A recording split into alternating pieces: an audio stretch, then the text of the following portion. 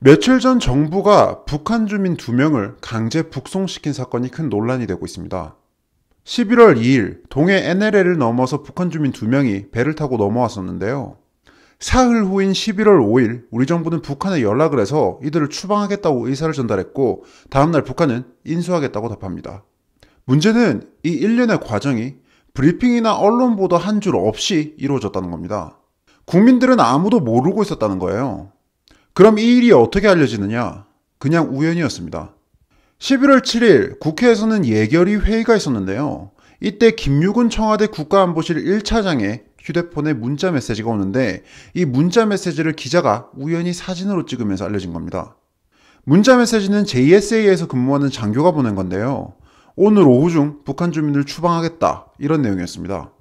지금 이 사진이 찍히지 않았다면 국민들은 아무도 모르는 그런 사건이 될 뻔했던 겁니다. 당연히 사진이 보도되고 난리가 났겠죠. 뭐야, 당신들 북한 주민 추방해? 이게 다 무슨 소리야? 이런 반응들이 나왔습니다. 참고로 우리 정부가 탈북자들을 강제 추방한 일은 지금까지 한 번도 없었습니다. 그런데 이런 일을 아무도 모르게 하려고 했으니까 논란이 있는 게 당연하겠죠. 7일 오전 11시 반쯤 사진 보도가 나가고 난리가 나자 통일부는 오후 1시에 부랴부랴 브리핑 계획을 알립니다. 이따가 오후 4시에 북한 주민 송환 관련 브리핑이 있다고 기자들한테 알렸죠. 그런데 어이없게도 브리핑하기 전에 북한 주민을 송환시켜버립니다. 오후 3시 12분에 이미 북한으로 강제 추방해버리고 나서 30분 후에 브리핑을 한 거죠. 북한 주민 2명을 판문점을 통해서 북한으로 추방했는데 그 이유가 이 둘이 20대 남성으로 동해 오징어잡이 배에서 16명의 동료들을 살해하고 도주했기 때문이라고 합니다. 중대한 범죄를 저질렀기 때문에 보호 대상이 아니고 그래서 추방했다고 하죠. 이 사건 여러분들은 어떻게 생각하시나요? 현재 국내는 물론이고 해외 단체들까지 나서서 여러 의문점들을 제시하며 문재인 정부를 규탄하고 또 해명을 요구하고 있습니다. 이번 영상에서는 이번 사건의 주요 의문점들 3가지를 알아보도록 하겠습니다.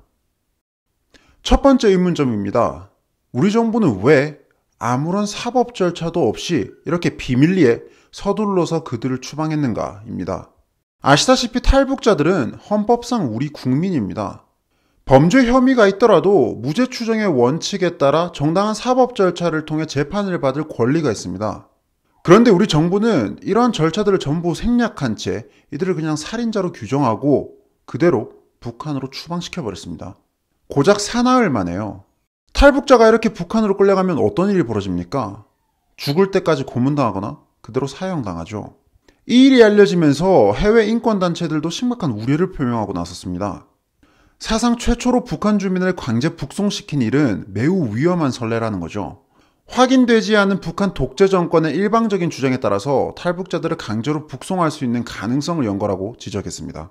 심지어 이 모든 과정이 사흘밖에 걸리지 않았다면서 한국 정부가 2명의 북한 주민들에게 사흘 만에 사실상 사형 선고를 내렸다고 강력하게 비판합니다. 충분히 시간을 가지고 조사를 한 후에 절차에 따라서 일을 진행할 수도 있었는데 왜 이렇게까지 서둘러야 했는지 문재인 정부는 해명을 해야 합니다. 두 번째 의문점입니다. 왜 청와대가 나섰나입니다. 김유근 청와대 국가안보실 1차장이 받은 문자 메시지가 카메라에 찍혀서 공개되기 전까지는 정부는 이 사건과 관련해 그 어떤 언급도 하지 않았습니다. 사진 보도가 없었으면 정부가 이번 사건을 조용히 묻고 넘어갔을 가능성이 크단 거죠. 그런데 더 황당한 건 국방부 장관도 이 사건을 언론 보도를 통해서 알게 됐다는 겁니다. 그러니까 JSA의 현역 군인이 청와대 안보실 직원하고 직접 소통하고 정경두 국방부 장관은 이걸 전혀 모르고 있었던 겁니다.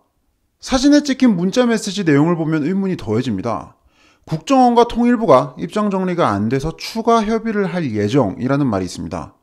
강제 북송을 하기 불과 서너 시간 전까지도 혼란이 있었음을 알 수 있는 대목이죠. 실제로 이후 통일부 장관의 말도 계속 바뀐 바 있습니다. 그러니까 정부 부처가 함께 입을 맞춘 입장 내지는 시나리오가 정리가 안 됐었다는 겁니다.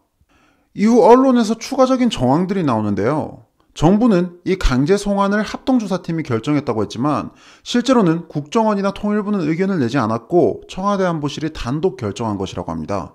국정원, 통일부가 주저하니까 청와대 안보실 직권으로 결정했다는 보도가 나왔습니다. 애당초 국방부 장관도 모르게 JSA 현역 군인으로부터 직접 보고를 받은 것도 청와대 국가안보실 1차장이었죠.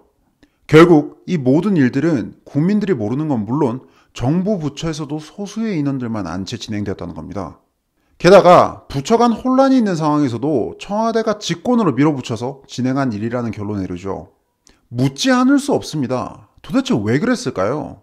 국민들한테도 비밀로 해 관련 부처가 있는데도 청와대가 직접 나서 정당한 절차도 생략돼 죄다 납득이 안 되는 일들 뿐입니다. 세 번째 의문점입니다. 정말 살인사건이 있었나? 입니다. 정부의 발표에 따르면 이번에 북송된 2명의 북한 주민은 한국에 넘어오기 전에 도망친 동료 1명과 함께 3명에서 총 16명을 죽였다고 합니다. 길이 15m짜리 작은 목선에서 고작 둔기를 가지고요. 상식적으로 이게 가능하냐 이런 의문들이 나오고 있습니다. 게다가 조사를 했다면서도 증거를 전혀 남기지 않은 우리 정부의 행동도 이상한 부분이 많습니다. 시신이라든지 범행에 사용된 도구 같은 물증은 전혀 발견되지 않았고 선박에 대한 정밀 감식도 하지 않았습니다. 그러면서 한 변명이 우리가 정밀 감식을 하면 증거를 훼손할 우려가 있었다인데 그래놓고 정작 해당 선박을 소독해버렸다고 합니다. 말이 앞뒤가 전혀 안 맞는 거죠. 그렇게 모든 증거는 사라져버렸습니다. 우리 정부는 해당 탈북자들이 일관된 내용으로 범죄 자백을 했다면서 그걸 추방 근거로 삼고 있습니다. 이들을 판문점으로 추방하면서 추방 장면도 공개하지 않았어요.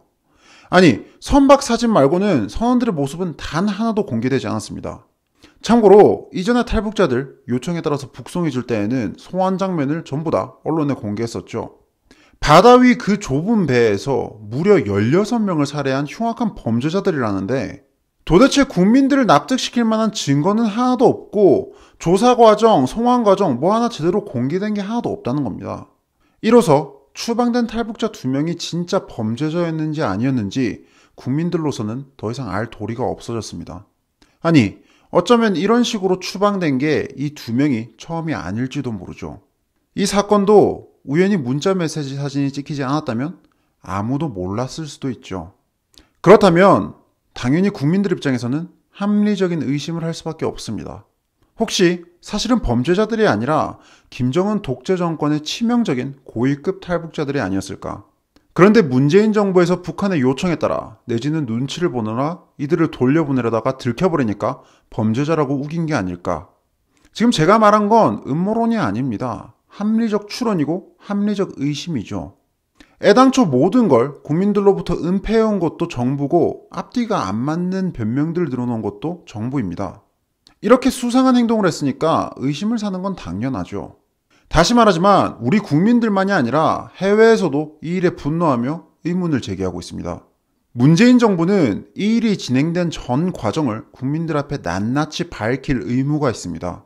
밝히지 않겠다면 특검을 통해서라도 밝혀내야죠. 뭐만 하면 진실 타령하기 좋아하는 분들이 정권을 잡았는데 국민들 몰래 뒤에서 이런 수상한 일들을 벌이고 있었습니다. 나라꼴이 정말 말이 아닙니다.